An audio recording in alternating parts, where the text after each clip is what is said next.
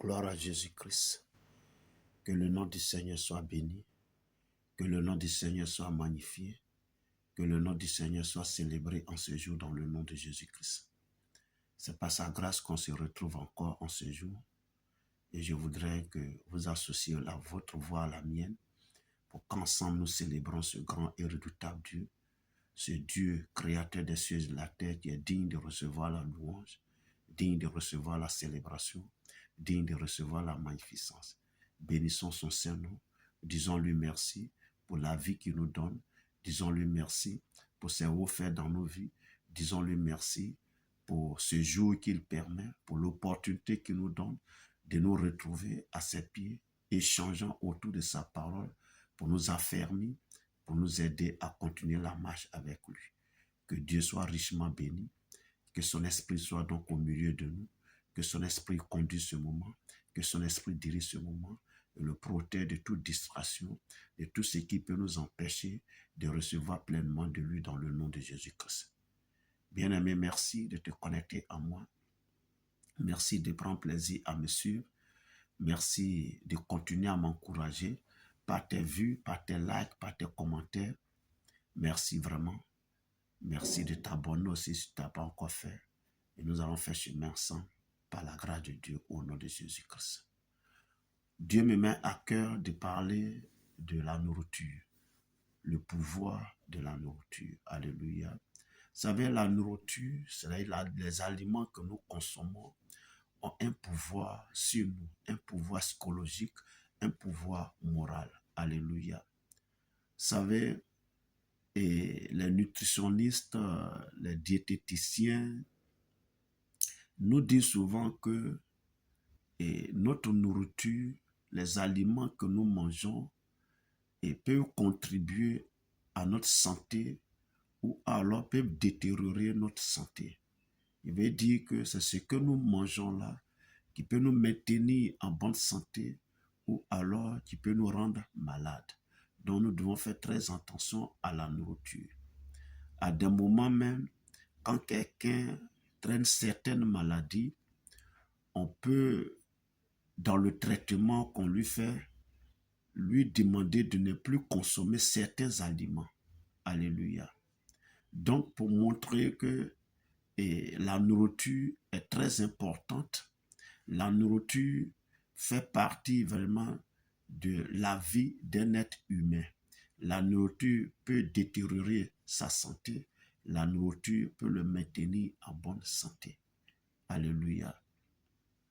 Et cette vérité-là, elle aussi une réalité spirituelle. Amen.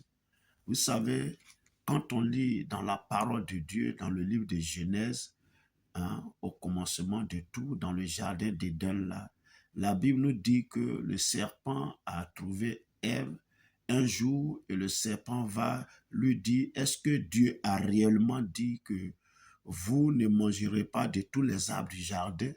Donc, une question subtile, mais une question véritablement qui va provoquer beaucoup de choses. Et Ève qui va donc répondre que nous mangeons donc du fruit des arbres du jardin, mais il y a un arbre là, Dieu nous a dit de ne pas consommer son fruit, parce que si nous le consommons, nous allons mourir. Alléluia. Et le serpent qui va donc se saisir des propos de Ève va lui dire que non, vous n'allez pas mourir, parce que Dieu sait que le jour où vous allez manger, vos yeux vont s'ouvrir et que vous-même là, vous allez devenir comme Dieu. Voilà, vous allez connaître le bien et le mal. C'est la raison pour laquelle Dieu vous a demandé de ne pas manger. Et à partir de ce moment-là, la Bible dit qu'elle va commencer à contempler l'arbre, elle va trouver que c'était bon et c'était agréable à manger et que ça pouvait véritablement, et façon à voir l'arbre là, façon à voir le fruit là, ça peut effectivement ouvrir les yeux. Alléluia.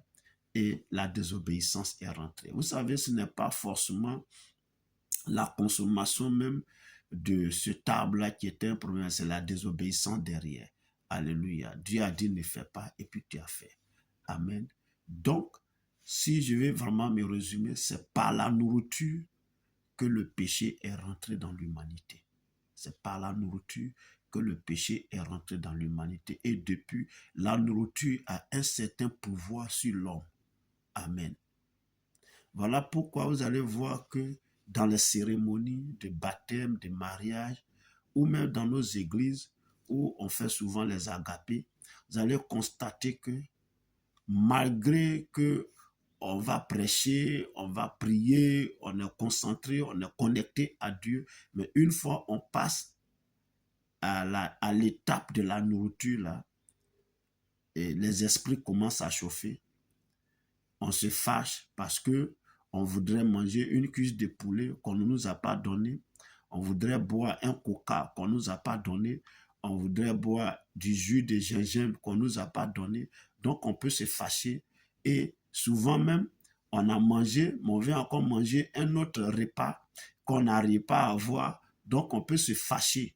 Alléluia. Donc comprenez que c'est parce que c'est par la nourriture que le péché est rentré dans l'humanité, que la nourriture contrôle l'homme aujourd'hui, au point même que la nourriture peut détériorer la santé d'un être humain. La nourriture peut, c'est-à-dire faire tomber malade quelqu'un. Quand tu manges mal, quand tu ne manges pas équilibré, tu vas voir que tu tombes malade. Donc la nourriture a un certain pouvoir sur nous. Et c'est pourquoi, quand on lit les épîtres de Paul, et notamment dans les épîtres de Corinthe, vous allez voir que l'excès de table est un péché. Alléluia. C'est-à-dire la gourmandise est un péché. Amen. Bien-aimés, ce que je veux vous faire comprendre par la grâce de Dieu, c'est que nous devons faire très attention à la nourriture que nous consommons. Nous devons faire très attention à la nourriture que nous avons dans notre assiette. Elle peut contribuer à notre santé, elle peut contribuer à notre maladie. Elle peut nous rendre malades, c'est ce que je vais dire. Mais en même temps, la nourriture elle-même là peut nous mettre dans un état désagréable au point qu'on peut perdre le salut. Imaginez-vous un seul instant que c'est un jour où l'Église organise son agapé, que c'est ce jour-là la trompette sonne. Et c'est pendant qu'on est en train de partager la nourriture, on est en train de manger là, que la trompette doit sonner. Imaginez-vous le désastre que ça va créer dans l'église. Puisque les esprits sont chauffés, puisque les gens ne sont pas contents, puisque certains sont fâchés à cause de la nourriture. Ou même quand vous allez à un mariage, souvent on dit, ah, le mariage a réussi parce qu'on a bien mangé. Alléluia. On a mangé, on a bu, on a mangé à satiété, on a bu ce qu'on voulait boire. Donc, quand ça, mariage a réussi. Alléluia. C'est tout. Quand on va à un baptême, on dit, ah, le baptême a réussi. On va à un anniversaire, on dit, l'anniversaire a réussi. C'est parce qu'on a bien mangé. Comprenez bien que la nourriture est très dangereuse. Bon, quand je dis dangereuse, je ne vais pas dire que c'est un poison, non. Je vais dire que la nourriture, là, ça peut te rendre malade. La nourriture, là, peut te conduire en enfer. Donc, il faut faire très attention à la nourriture. À des moments, quand tu arrives dans les cérémonies, il faut savoir raison garder. Tu es à quel âge maintenant? Supposons même que tu as 20 ans. Donc, ça fait 20 ans que tu manges. Si tu as 30 ans, ça fait 30 ans que tu manges. C'est les enfants de 5 ans, 6 ans, bon, c'est eux encore. Mais toi, tu as 25 ans, 30 ans, 40 ans, 50 ans, voire même 60 ans, passons les trucs. Et tu fais palabre de nourriture. Vous allez voir souvent même dans des foyers volent en éclats parce que il y a eu problème de nourriture. Le monsieur trouve que sa femme l'a mal servi. Et ça devient palabre dans la maison et ça peut provoquer, ça attire, c'est-à-dire ça crée d'autres choses et derrière, le foyer est volé en éclats pour un repas. Faisons très attention. La nourriture a un pouvoir sur l'homme parce que c'est par la nourriture que le péché est rentré dans l'humanité. La boisson, qui est aussi une nourriture liquide, faites beaucoup attention. Que ce soit ce qu'on appelle les sucreries, les sodas là, que ce soit l'alcool, tout ça là, ça contribue à détériorer notre santé.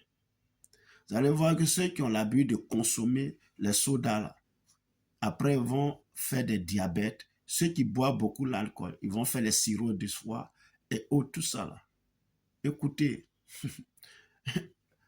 Ceux qui consomment beaucoup les aliments graisseux, ils vont se retrouver avec les problèmes de tension.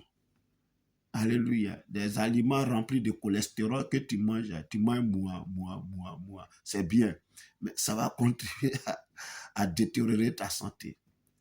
Et à force de vouloir toujours manger, tu es allé faire palabre de nourriture quelque part, dans un mariage, à l'église, à l'occasion d'un agapé organisé. Et puis, c'est ce jour-là, la trompette sonne. Ton âme ira en enfer. C'est ce que je vais te dire. Il faut te méfier de la nourriture parce que la nourriture a un pouvoir. Voilà pourquoi quand quelqu'un même, dans le traitement qu'on lui donne, les interdits alimentaires qui sont dedans, c'est ça qui l'attire. C'est ça qui l'attire. Quand on dit ne mange pas sel, vous allez voir qu'il se cache et puis il met sel un peu dans sa nourriture. Quand on lui dit qu'il ne faut pas manger huile, c'est là, mais il est attiré par l'huile. Quand on lui dit non, il ne faut pas manger sucre, c'est là même il est attiré par le sucre. Alléluia. La nourriture a un pouvoir. Faisons très attention à ça. Que Dieu nous bénisse. Que sa grâce et sa faveur nous localisent. Et que nous fasse voir sa gloire. Dans le nom de Jésus-Christ. Merci de m'avoir écouté, d'avoir pris plaisir. Allez jusqu'au bout. Partage, like, commente et dis-moi qu'est-ce que tu en penses. Sois richement béni depuis ta position. Nous sommes donc à la prochaine. Dans le nom de Jésus-Christ. Amen.